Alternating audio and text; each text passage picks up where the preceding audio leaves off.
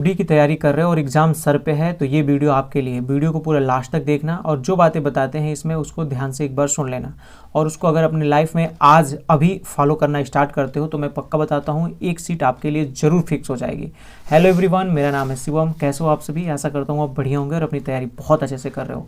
देखो, group D के exam date out हो चुके हैं। बहुत सारे लोगों के भी एग्ज़ाम डेट उसमें पता भी चल गए हैं कि कब एग्ज़ाम है कब एग्ज़ाम नहीं है।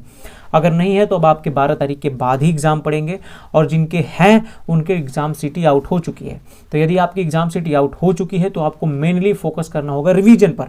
और रिवीजन कैसे करना है ये भी आपको अभी बता देता हूँ। तो देखो, रिवीजन का एक ही की है कि जितना भी आपने पढ़ा है उसको स्टेप वाइज स्टेप हर एक को एक एक नज़र जरूर डालें। ये नहीं कि एक ही सब्जेक्ट को पर बैठे और पूरा उसी को पढ़ जाएं, ऐसा नहीं करना है। ये गलती भूल के भी ना करना।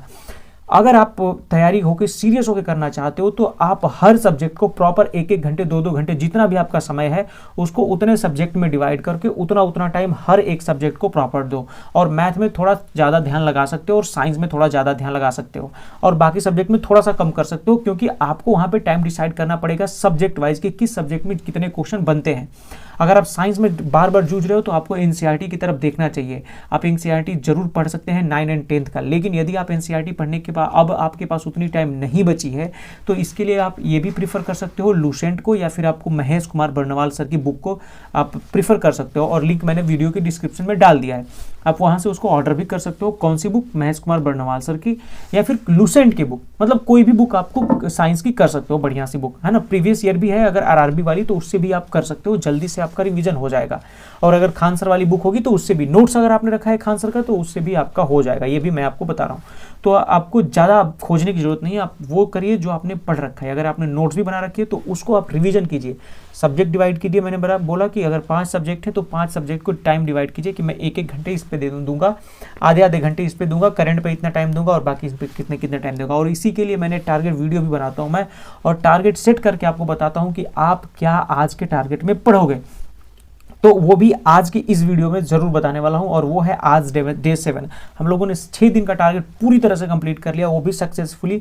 और बहुत सारे लोग उसको डिमांड भी कर रहे हैं कि भैया 7वां 8वां दिन कहाँ गया। I am so sorry for that, क्योंकि मेरा तबीयत खराब हो चुका था और मैं चाहता तो जरूर आपको शेयर कर सकता था, बट मैं यहाँ से घर चला गया था और इसकी वजह से मैं आपको टारगेट सेंड नहीं कर पाया। इसके लिए सो सॉरी फॉर दैट, मैं बार बार सॉरी कहूँगा। और ये आज आपकी वीडियो है, आपका डे 7 है, जिसको आप बड़े ध्यान से करना। और आई थिंक अगर आप इसको ध्यान से कर लेते हो तो मैं आई श्योर कि आप बढ़िया कर जाओगे, अच्छा कर जाओगे, बेहतर कर जाओगे। इसलिए आप इसको बड़े ही ध्यान से कर लेना। और वो भी क्या है, ये इस साइड आपको दिखेगी सारा चीज़ कि क्या क्या कैसे कैसे। आज आपको मैथ में करना है बोट एंड स्ट्रीम।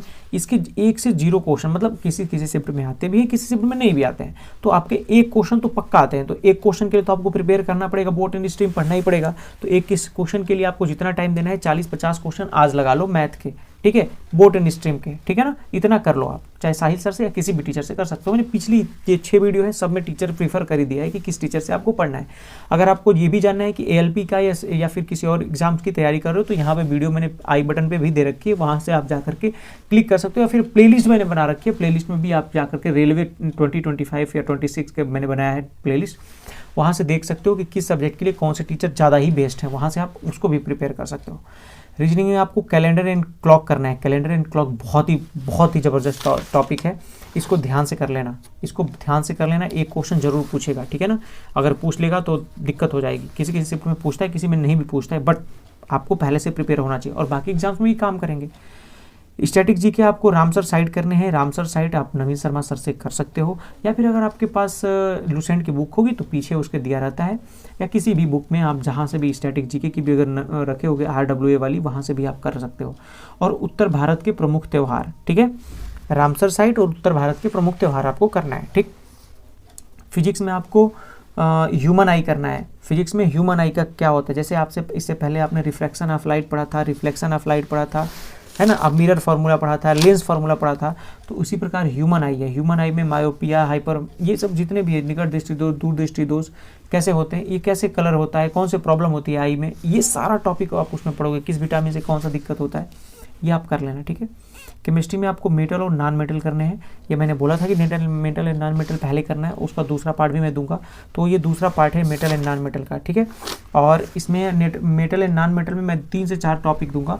तो अगर आप एक दिन में खत्म कर पाते हो तो खत्म कर देना, मेटल एंड नॉन मेटल पूरा एंड कर देना, है ना। और बायोलॉजी में ध्यान से ब्लड पढ़ लेना, क्योंकि ब्लड बहुत इंपॉर्टेंट है, ब्लड से सब बहुत सारे क्वेश्चन पूछते हैं।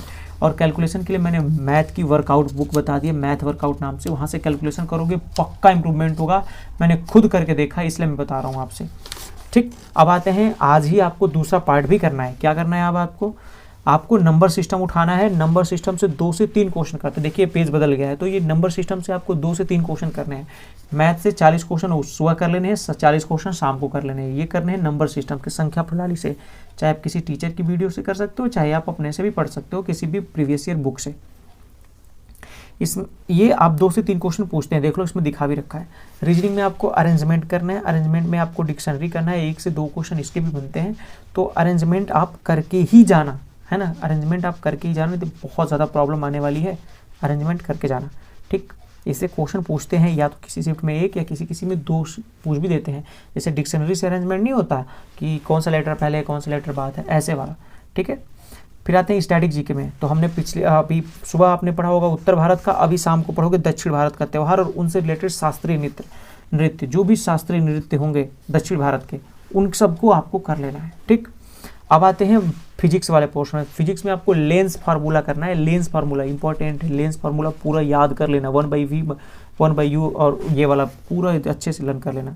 बायोलॉजी में आपको सर्कुलेटरी सिस्टम करना है, इसके 2 पार्ट दूंगा मैं। सर्कुलेटरी सिस्टम आज कर लेना, थोड़ा सा रिवीजन मार लेना और फिर कल प्रॉपर पढ़ लेना, ठीक है। और केमिस्ट्री मैंने बता दी है, मेटल एंड नॉन मेटल ही आज भी है, क्यों, क्योंकि चैप्टर बड़ा है और मैं नहीं चाहता कि इस चैप्टर में आप फंसे रह जाओ, आई एम सो सॉरी, ठीक है ना। और दूसरी बात एक और चीज करनी है,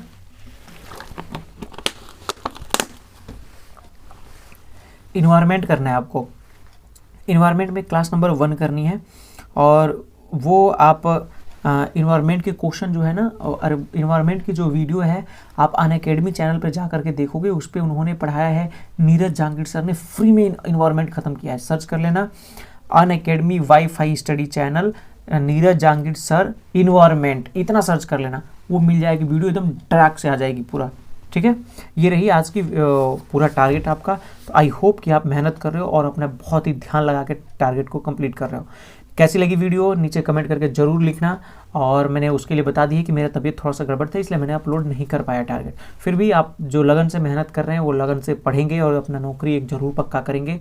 आई होप सो कि भगवान आप पर ध्यान रखें और आप भी मन से पढ़ाई कीजिए। तब तक के लिए थैंक यू, जय हिंद और बाय बाय, टेक केयर।